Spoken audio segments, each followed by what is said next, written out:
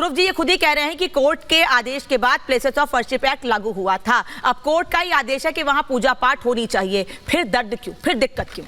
इन लोगों को सब चीजों से दिक्कत है। कोर्ट का फैसला जज से दिक्कत है। जज अभी एक दिन पहले रिटायर हो रहा था तो वो कहाँ फाइनल था, वही जज के पास जा रहा है। आप कैसे मान लेते कि सब सेटिंग है? आपके पक्ष में कोई डिसीजन आता है तो आपको अच्छा लगता है। सर हमें सेटिंग का पता नहीं है सर। हमारी एक मस्जिद को छीन लिया, आप दूसरे की बारी है, फिर तीसरे की, फिर आप कोर्ट पे सवाल उठा रहे हैं। पूरे देश में फिर आप कोर्ट पे सवाल उठा रहे हैं। आप ये कह रहे हैं हमारी मस्जिद छीन ली। रंगरेज जी रुक जाइए, बोलने दीजिए, दूसरे को भी बोलने दीजिए। स्टूडियो में है, बोलने दीजिए। लड़ाई लड़ने के लिए तैयार है। रंगरेज साहब बोलने देंगे, बोलने देंगे, बोलिए। आपको भारतीय कानून में विश्वास है कि नहीं है ये बताइए। अरे सर आपको विश्वास नहीं, आपने हमारी बाबरी मस्जिद को शहीद कर दिया 1992 में। अरे भाई आप कोर्ट के फैसले पे सवाल कैसे खड़े कर सकते हैं?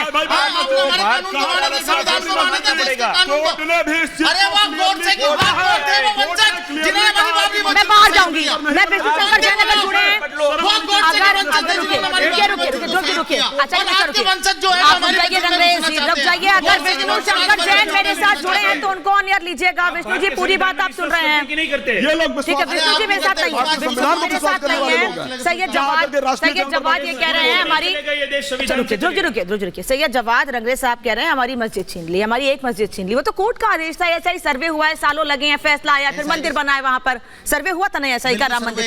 फिर रुकिए, जवाद जी को बोल दीजिए, जवाद जी को बोलने दीजिए, जवाद जी को बोलने दीजिए।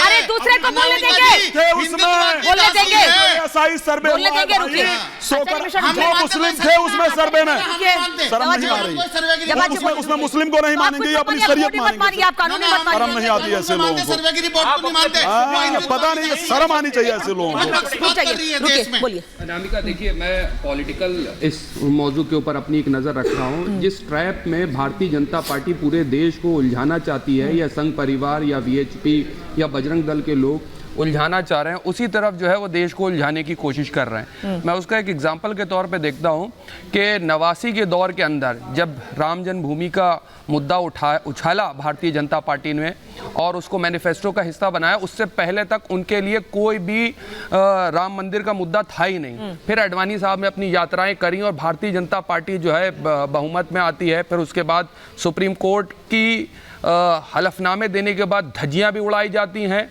और कौन सी मौजूदा सरकार के चीफ मिनिस्टर थे, आज भी वही दौर लगभग 6 दिसंबर 1992 के सामने जो हुआ, जो काला दिवस रहा एक देश के अंदर संविधान की धज्जियां उड़ाने के बावजूद भी, आज मौजूदा इख्तिदार में फिर भारतीय जनता पार्टी और फिर से 1992 में जब कार सेवकों पर गोली चलाई, काला दिन नहीं था वो। जब 1993 में व्यास जी के तहखाने में रातों रात पूजा पर रोक लगा दी गई, तो क्या वो काला दिन नहीं था?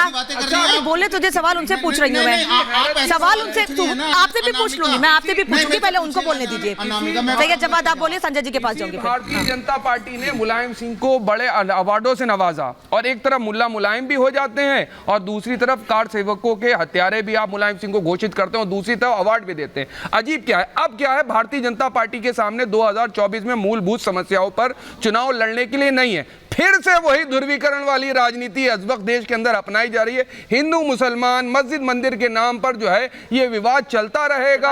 और भारतीय जनता पार्टी हो सकता है 2024 में आने वाले वक्त में अपनी मैनिफेस्टो का हिस्सा बना ले, जैसे 89 के अंदर बनाया। आपने कहा ध्रुवीकरण की राजनीति, फिर ध्रुवीकरण की राजनीति संजय राणा वो नहीं कर रही है क्या जो राम मंदिर के न्योते पर भी नहीं गए? वो अलग जगह पर जाकर पूजा पाठ कर लेते हैं, वो कहते हैं हम यहाँ पर देवी जी के लिए आयोजन करेंगे लेकिन मंदिर नहीं जाएंगे। उन पर ध्रुवीकरण की राजनीति का फॉर्मूला क्यों नहीं लगता है? बिल्कुल अनामिका, जब चर्चा करते हैं कि भाई ध्रुवीकरण कौन कर रहा है, तुष्टीकरण कौन कर रहा है, इसको देखना पड़ेगा। भी हमारे मित्र बड़े तेज आवाज में बोल रहे थे। 89 भैया पहला आंदोलन हुआ था, पहले जो बैठक हुई थी 1984 में हुआ था, और भारतीय जनता पार्टी का जो गठन, अरे सर एक मिनट सुन लीजिए, आपके बीच गठन हुआ था 1980 में, सुन लीजिए आप। जहां तक नहीं बता रहा हूं, अभी देखिए एक आदमी, एक चीफ मिनिस्टर संजय जी नहीं बोले थे, अपने वोट के तुष्टीकरण में पूजा को बंद करा देता है। अगर कोर्ट उसको आदेश देता है तो उसको मानने को तैयार नहीं है। अनामिका जी बहुत छोटी सी मैं एक बात रखूं, एक रुक जाइए सर, रुक जाइए, हलफनामा बता रहा हूं क्या होने दिया। अनामिका जी बार बार बोलते हैं वर्शिप एक्ट, वर्शिप किसी को दिसंबर 1992 तीनों पैनलिस्ट बैठे हैं, इनको वर्शिप एक्ट नहीं पता। दिसंबर पढ़ के सुना रहा हूं, क्या माना? सुन लो चिल्लाओ, सुन लो सुन लो, हमें पता है। अधिनियम किसी भी पूजा स्थल पर लागू नहीं होता जो एक प्राचीन ऐतिहासिक स्मारक है, प्राचीन स्मारक अथवा सही पुरातत्व विभाग सेक्शन 158। अरे भाई साहब पढ़ो, ये वर्षिप का दावा छोड़िए, वर्षिप एक्ट 1991 में लिखा हुआ है। लेकिन समस्या क्या है, आपको जब कानून पे विश्वास नहीं है, आपको इस्लाम का कानून पे विश्वास है, आपको शरिया पे। मौलाना कादरी रुकिए, मौलाना कादरी मुझे सिर्फ ये बताइए, जवाब साहब रुक जाइए, मुझे सबसे अच्छा लेने दीजिए, फिर मैं आ रही हूँ।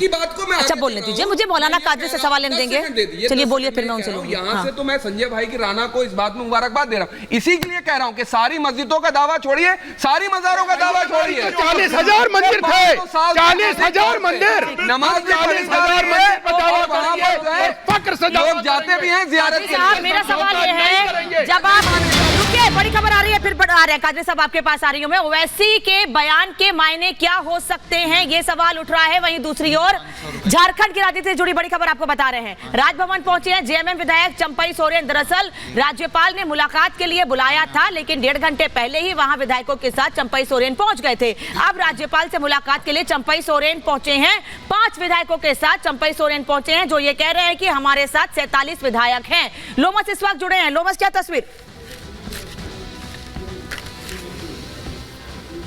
यहाँ पे चंपई सोरेन विधायक, जो 4 विधायक उनके साथ पहुंच चुके हैं और उनको समय दिया गया था राजभवन से 5:30 बजे का, और वो यहाँ पे पहुंच चुके हैं। अब से कुछ ही देर के बाद वो राजभवन जाएंगे, जहाँ की वो दावेदारी पेश करेंगे। हालांकि ये दावेदारी कल भी उन्होंने पेश की थी, लेकिन उसके बाद फिर से उन्हें राजभवन बुलाया गया, उन्हें समय दिया गया। और उसके बाद अब देखने वाली बात होगी कि अभी जब वो राजभवन के अंदर जाएंगे, जब राज्यपाल से उनकी मुलाकात होगी, कि क्या बात होती है पूरे निर्णय को लेकर के। क्योंकि आपने देखा होगा कि लगभग 20 घंटे से झारखंड में किसी की भी सरकार नहीं है, जब से हेमंत सोरेन की गिरफ्तारी हुई है।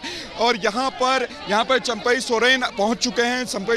चंपई सोरेन यहाँ पर विधायकों के साथ पहुँच चुके हैं, जो 4 विधायक हैं, और ये पूरा जो नेतृत्व है वो चंपई सोरेन कर रहे हैं। और साफ तौर पे उनकी गाड़ी राजभवन के अंदर जा रही है, और आप देख सकते हैं कि तमाम जो सिक्योरिटी फोर्सेस है उनको लगाया गया है। और यहाँ पे देखिए मीडिया को दूर किया जा रहा है। उसके बाद जो गाड़ी है, जो ये प्रतिनिधिमंडल दल है, वो अंदर जाते हुए आपको दिख रहा होगा। गाड़ी के आसपास फोर्सेस को लगाया गया है। और यहाँ पर तस्वीरें कुछ देर के बाद साफ हो जाएंगी कि क्या झारखंड में किसकी सरकार बनती है। आपने कल भी देखा था कि किस तरीके से यहाँ पे जेएमएम के विधायक पहुँचे थे, और पूरी तरीके से उन्होंने सरकार बनाने की दावेदारी पेश की थी। लेकिन जो राज्यपाल का मोहर लगना था, जो राज्यपाल की तरफ से पूरी तरीके से अनुमति मिलने वाली थी, वो नहीं मिली। हालांकि वो लगातार ही राजभवन से समय मांग रहे थे, और उनको राजभवन से समय मिल चुका है। और अब गाड़ियों का काफिला अंदर राजभवन के अंदर जा रहा है। आप देख सकते हैं कि लगातार गाड़ी। तस्वीर लोमस हमको दिखा रहे हैं कि मुलाकात के लिए राज्यपाल से पहुंचे हैं, सरकार बनाने का दावा पेश करेंगे चंपई सोरेन। वहीं दूसरी ओर परिवार के भीतर लड़ाई लगातार जारी है, इस पर अपडेट लगातार आपको आगे देंगे। लेकिन